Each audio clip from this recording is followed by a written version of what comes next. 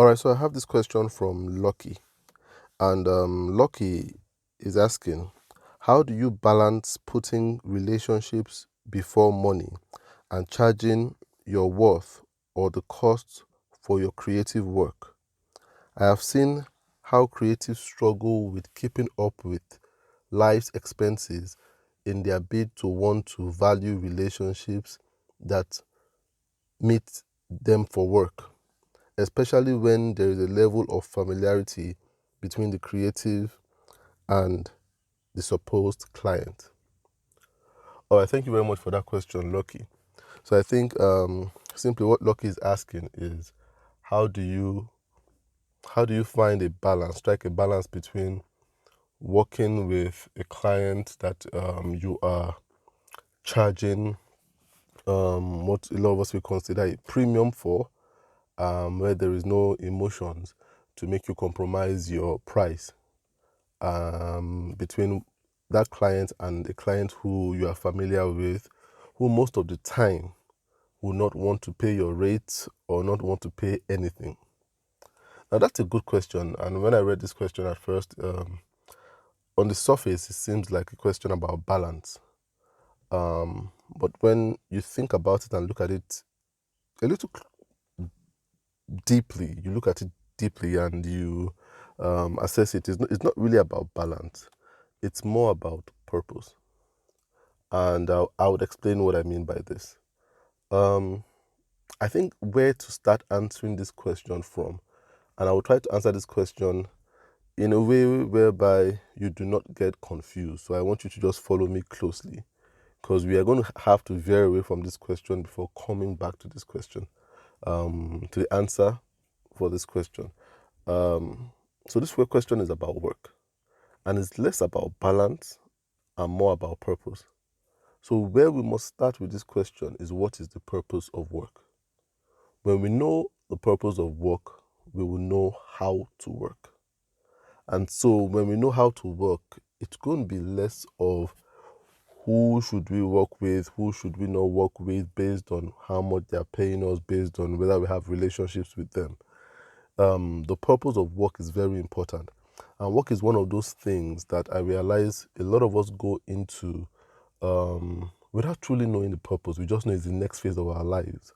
So we are born, we go to school, and after school, we just feel like the next thing is to work. And we don't really question what the purpose of work is.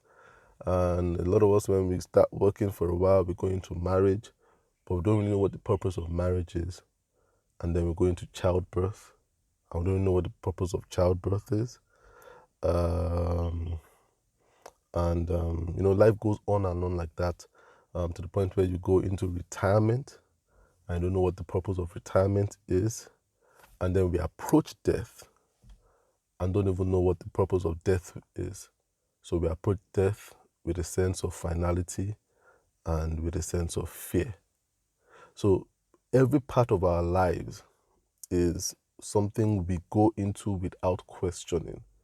So we are born, we don't know why we are born.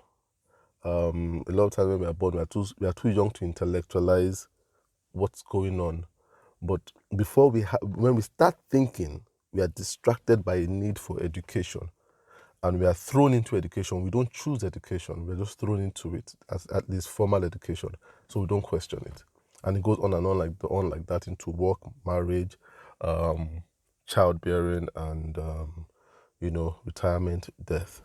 But we need to question. So I'll start. This question is about work. I need to ask ourselves, what is the purpose of work? And for me, as you all know, I will base it on my standard of the Bible. So that will be my standard. It has always been my standard. So if you're listening to me, you don't believe in the Bible, then there might be a huge struggle with what I'll be saying today. But I do hope you would give it a chance. You'll give yourself a chance to listen, because even if you don't believe in the Bible today, tomorrow you might, and then this will make meaning to you. So let's go into it. What's the purpose of work? Now, I believe Work was one of the very early things that was initiated by God for man to do. Now, you can walk. There are two lanes that work has. There is the spiritual lane and the strategic lane. There's a spiritual and strategic. They both are not going the same direction. You understand? They're going like parallel direction. They will never meet. So work can be driven and guided by spirituality, or it can be driven and guided by strategy. Now, when you do work spiritually, the purpose is service. When you do work strategically, the purpose is survival. So spiritual, the purpose of work is service. Strategic, the purpose of work is survival. And so let's go back to the origin of where work was first mentioned in the Bible or first described in the Bible. So we'll go back to the story of Adam and Eve. I think this is Genesis 2 or 3. I think it's 2. Where God had created man. And when God created man, he put man in the garden that he had created. Now the garden was beautiful, had plant life, had animal life. And man came and met these things. So the first work that man had to do, the first task that man had to do was to name these animals. Was to name the animals. The Bible tells us that man had the job of naming the animals. So the animals came to him and he named them. That was his work. That work was given to him by God. He was directed to do that. And so the Bible says whatever he named them, that is what the animals were called. So it's interesting that the first job ever, or the oldest job in the world, is branding. Because man had to brand every single animal he came in contact with and give them names. So that was the first job. Now, when we analyzed that first job, remember that first description of job is the template, is the uncorrupted system of job. That's how a job should be. That's how work should be. What I just described. God told man to do this, and man did this. That's how work should be. That's what a spiritual job is. It's a leading from God to do something and you committing yourself to do it, to doing it. Now, my question is, what was man paid for doing this job? Because when we work nowadays, what we think is work is you work with somebody and there must be an intended payment. And we can see from this template that work is not actually defined by payment. So you can be employed without payment and you are still working. So a lot of people have this mentality, I'm doing this thing, but it's a hobby because I'm not getting paid. You know, that's a mentality we have. But then you can see there that man was given a job to do, Adam was given a job to do, and there was no discussion about payment. So I'm not saying payment shouldn't be, but I'm saying payment is not a standard. And I'll come talk about payment much later. But payment is not a standard of work. It's not. And you see from your question, Lucky, you're talking about, this person is paying me much, this person is not paying me much. You know, I have some demands on my life. This person is not paying me enough to meet these demands. First of all, your work is not for you to meet your demands. If you are working spiritually, your work for you is to follow a leading, to do a service. So Adam was doing a service to the animals. The animals were his clients. They couldn't pay him in any way. But yet that he was working. Now, even though the animals couldn't pay him, Adam still got something out of doing the work. that he was sent to do. And what he got was the reward of a partner, a woman. That's what the Bible tells us. That means Adam walked and was doing what God wanted him to do with his time and with his skill. So Adam had the skill of branding. That was in him already. That's why God trusted him with that work. Now, he had that skill and God saw him.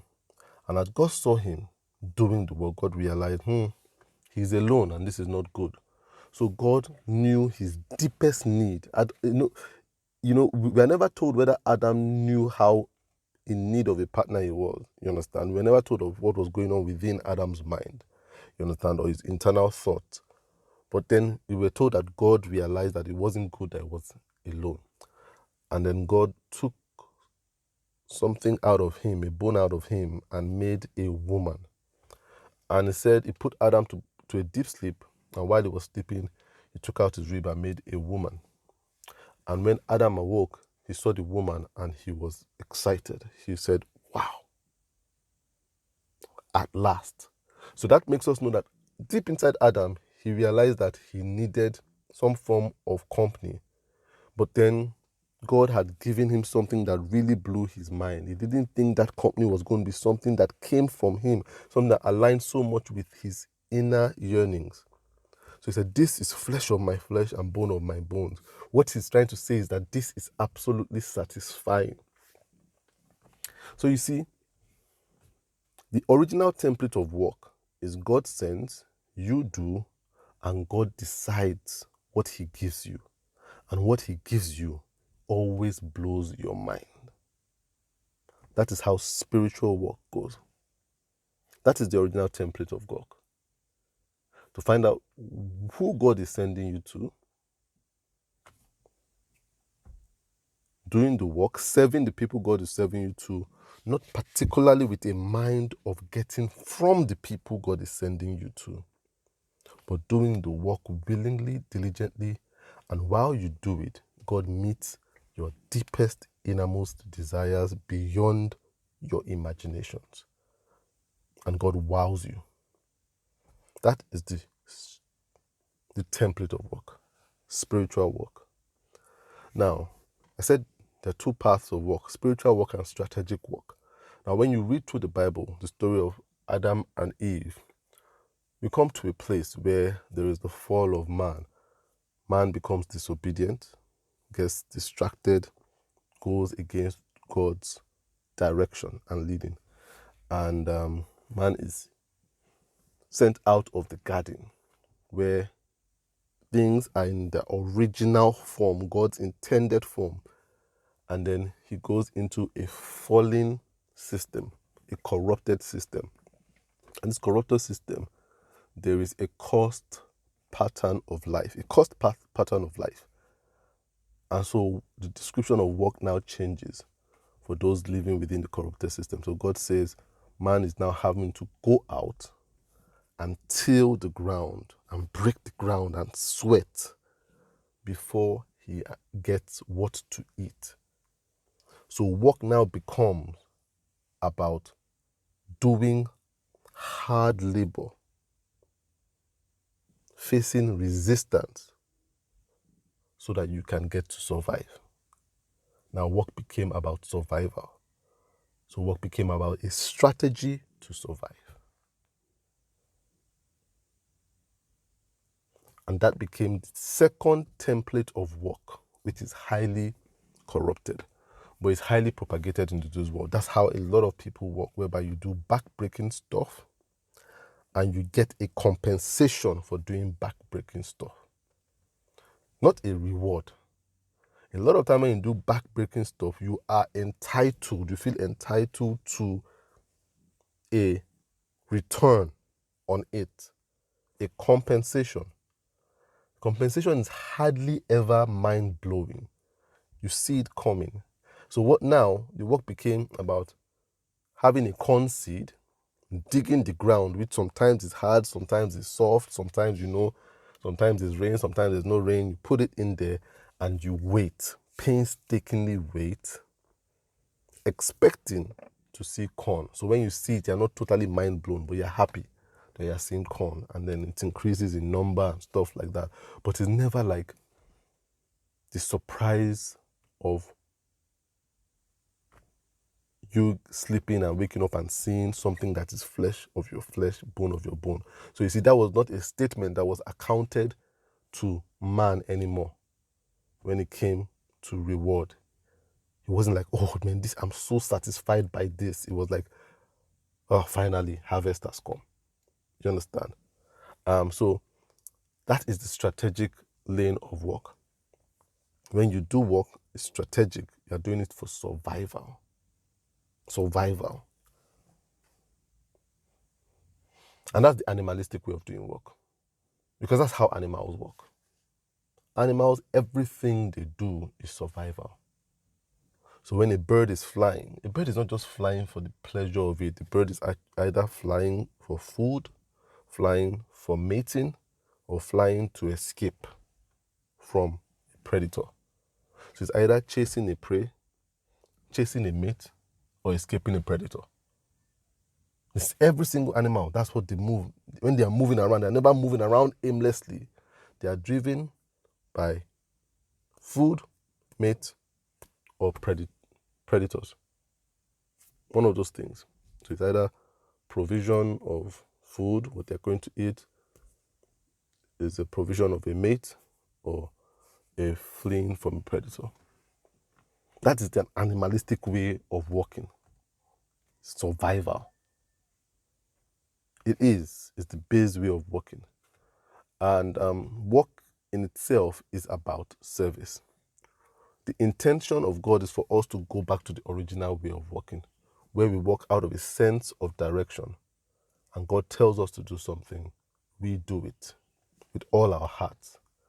And God meets our needs beyond what we can imagine. That's the only satisfying work we can do.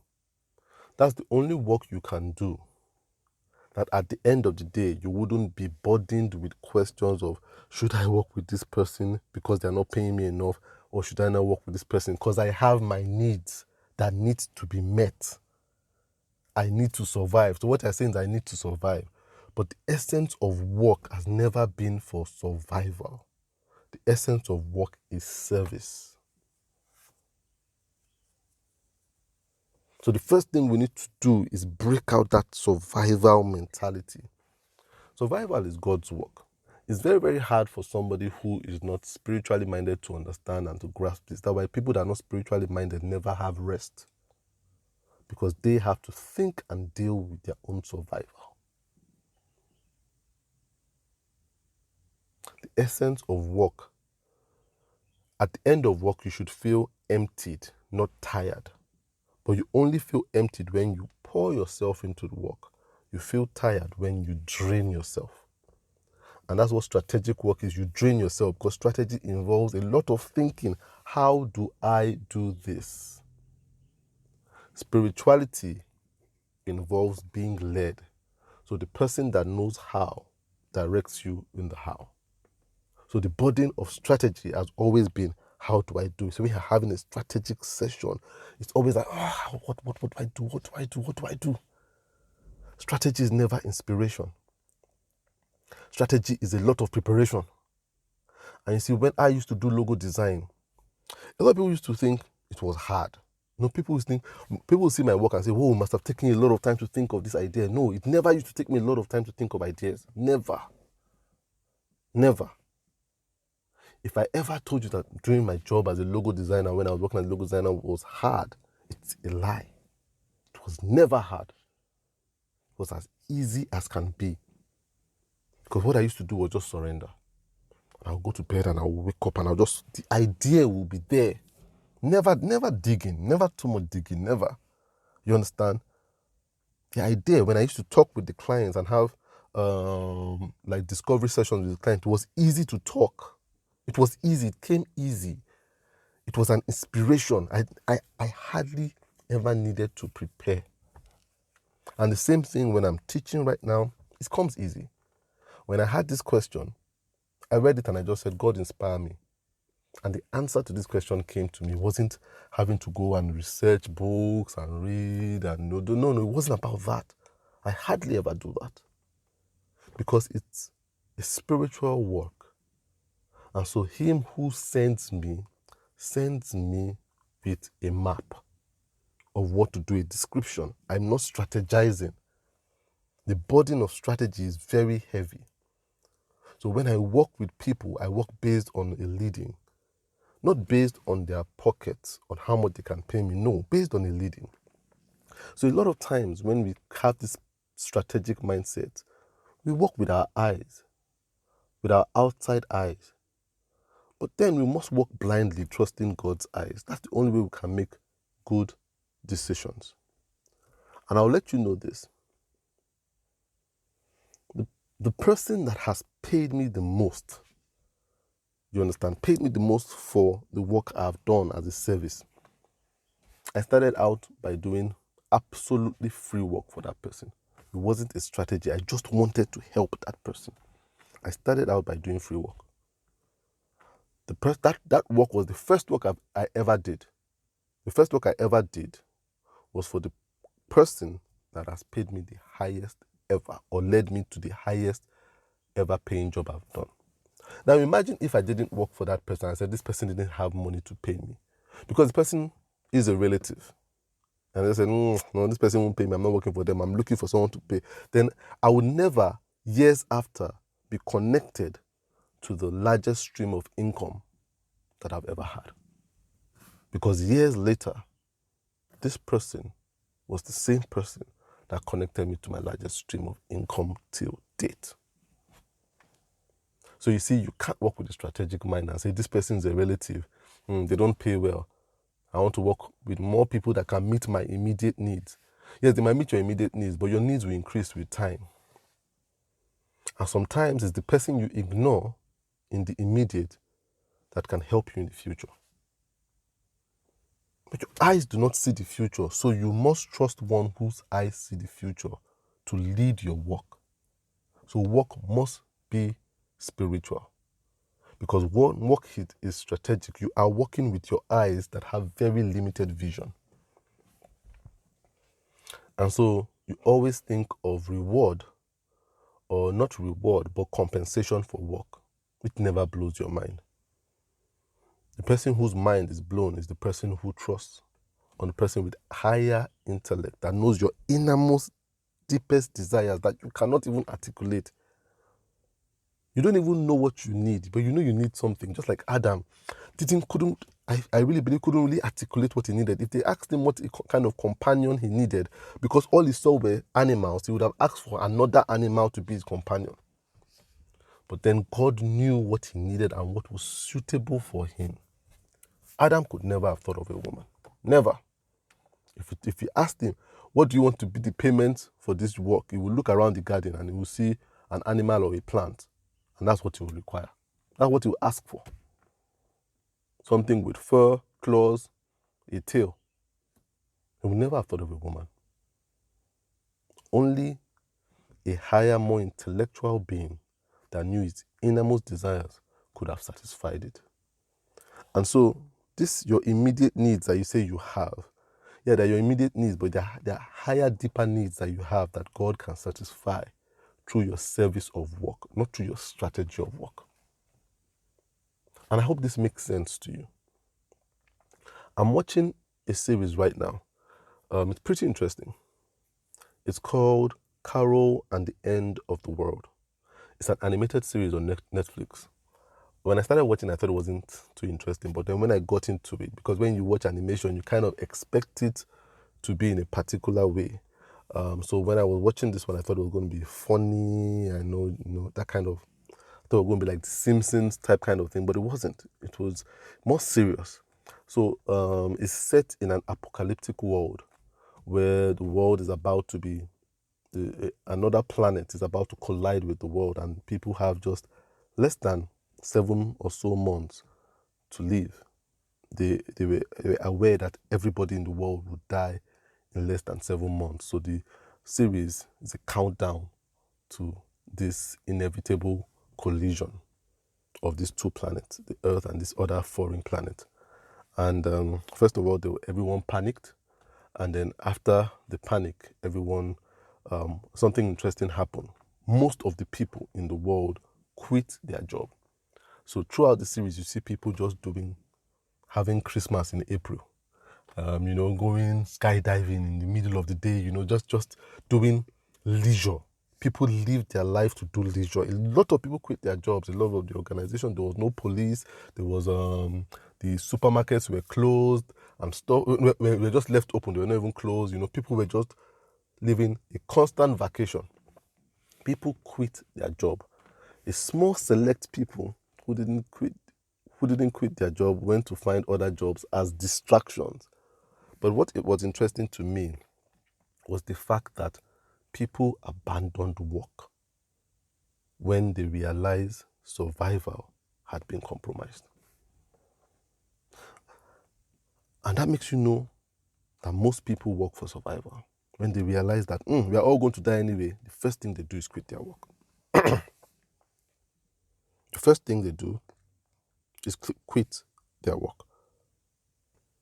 So the question is, if I told you that you were going to die in 2 days' time, would you still do the work you are doing? A lot of people won't, because if we work for survival and we're told that survival is expiring, we'll stop work. What's the use of working if I'm working for survival? So the person that works for survival, when survival is compromised and you told them that they were going to die very soon, they will probably stop working. However, the person that is working for service, when you told them, or if you tell them that they are going to die very soon, what they will do is work more. They work more so that they can get more done before they die. The person that is working for survival will stop working so that they can start enjoying life before they die.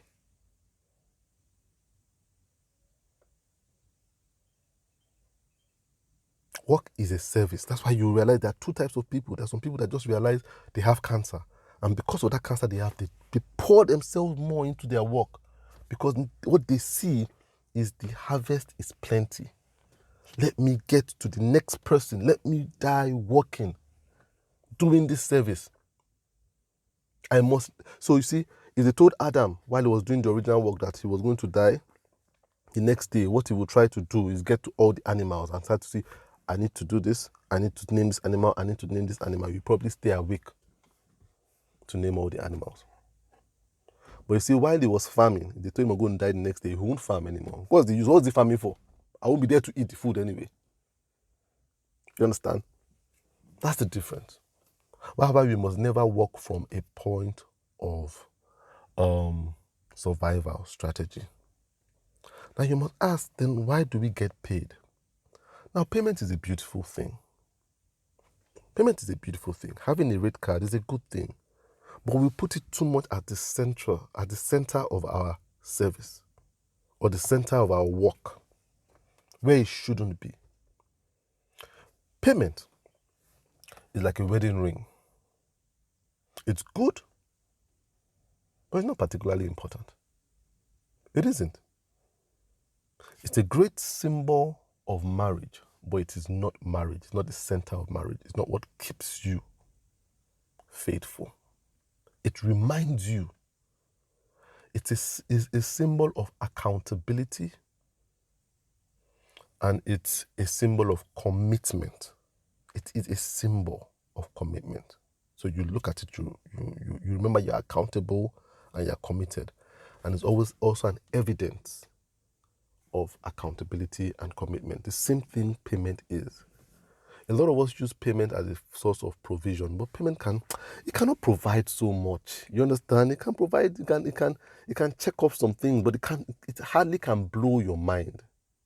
That's why you realize that a lot of people that get to public office have good salaries, especially in not just in third world countries, everywhere. There's some corruption. You're like, why did this person steal this much money? I mean, you're a minister. You have your pay package is already so much. You are, you're a senator, you're a governor.